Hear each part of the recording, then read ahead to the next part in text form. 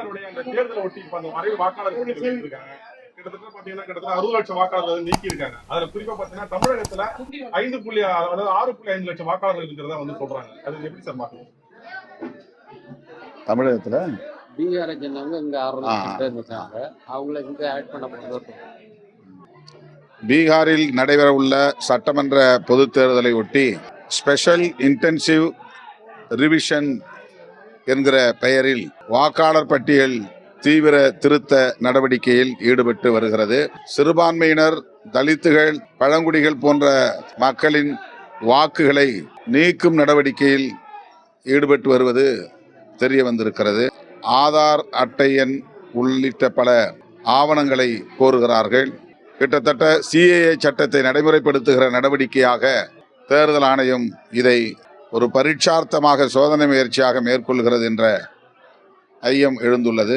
விரிவாக விவாதிக்க வேண்டும், நாடாளுமன்றத்தின் இரு அவைகளிலும் விவாதிக்க வேண்டும் என்று வலியுறுத்தி காங்கிரஸ் உள்ளிட்ட அனைத்து எதிர்க்கட்சிகளும் கோரிக்கை விடுத்து வருகிறோம். ஆனால் மக்களவையிலும் மாநிலங்களவையிலும் இந்த தீவிர வாக்காளர் திருத்த நடவடிக்கைகள் குறித்து விவாதிப்பதற்கு தயாராக இல்லை. அதனால் இரு அவைகளும் ஒத்திப்போடும் நிலை, அவ்வப்போது தள்ளி வைக்கப்படும் நிலை ஏற்பட்டு வருகிறது. இதே நடவடிக்கை பிற மாநிலங்களிலும் மேற்கொள்வதற்கான வாய்ப்புகள் உள்ளன. தமிழ்நாட்டிலும் விரைவில் தேர்தல் வரவுள்ள சூழலில் வாக்காளர் பட்டியல் திருத்த நடவடிக்கை தமிழக வாக்காளர்களிடையேயும் பாதிப்பை ஏற்படுத்தும் என்கிற சூழல் உள்ளது. குறிப்பாக வட மாநிலங்களிலிருந்து வருகை தந்திருக்கிற, இங்கே வந்து வேலை செய்து கொண்டிருக்கிற பீகார் உள்ளிட்ட மாநிலத்தை சார்ந்தவர்கள் லட்சக்கணக்கானோர் உள்ளனர்.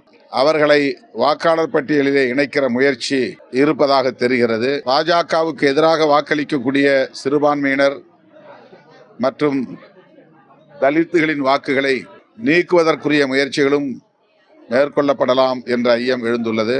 ஆகவே இதனை எதிர்த்து உச்சநீதிமன்றத்திலே வழக்கு தொடுக்கப்பட்டுள்ளது. விடுதலை சிறுத்தைகள் கட்சியின் சார்பிலும் வழக்கு தொடுத்திருக்கிறோம். அரசியல் சக்திகள் அனைவரும் ஒருங்கிணைந்து தேசிய அளவில் இதற்கு எதிராக போராட வேண்டிய தேவை எழுந்துள்ளதாக கருதுகிறோம். திராவிட முன்னேற்றக் கழகம் மதசார்பற்ற முற்போக்கு கூட்டணிக்கு தலைமை வகிக்கிற ஒரு கட்சி, இந்தியா கூட்டணியில் இடம்பெற்றுள்ள ஒரு முக்கியமான கட்சி. எனவே இது குறித்து அனைத்து கட்சி கூட்டத்தை கூட்டி மாண்புமிகு முதல்வர் அவர்கள் இதனை எதிர்கொள்வதற்குரிய நல்ல முடிவை எடுக்க வேண்டும் என்று விடுதலை சிறுத்தைகள் கட்சியின் சார்பில் வேண்டுகோள் விடுக்கிறோம்.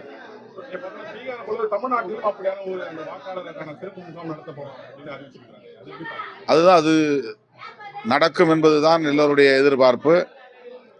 அப்படி நடந்தால் இங்கேயும் புதிய வாக்காளர்களை சேர்க்கிறோம் என்கிற பெயரில் வட இந்திய மாநிலத்தவர்களை, ஏராளமான வாக்காளர்களை சேர்ப்பதற்கு வாய்ப்பு இருக்கிறது. அப்படி லட்சக்கணக்கான வட மாநிலத்தவர்கள் வாக்காளர்களாக இங்கே மாறினால் தமிழ்நாட்டு அரசியல் தலைகீழாக மாறி போகும். எனவே எந்த மாநிலத்தை சார்ந்தவர்களாக இருந்தாலும் அவர்களுக்கு தமிழ்நாட்டில் வாக்குரிமை இல்லை என்கிற நிலையை உருவாக்க வேண்டும். தமிழ்நாடு முதலமைச்சர் அவர்கள் துணிந்து இந்த நடவடிக்கையை மேற்கொள்ள வேண்டும் என்று விடுதலை சிறுத்தைகள் கட்சி வலியுறுத்துகிறது.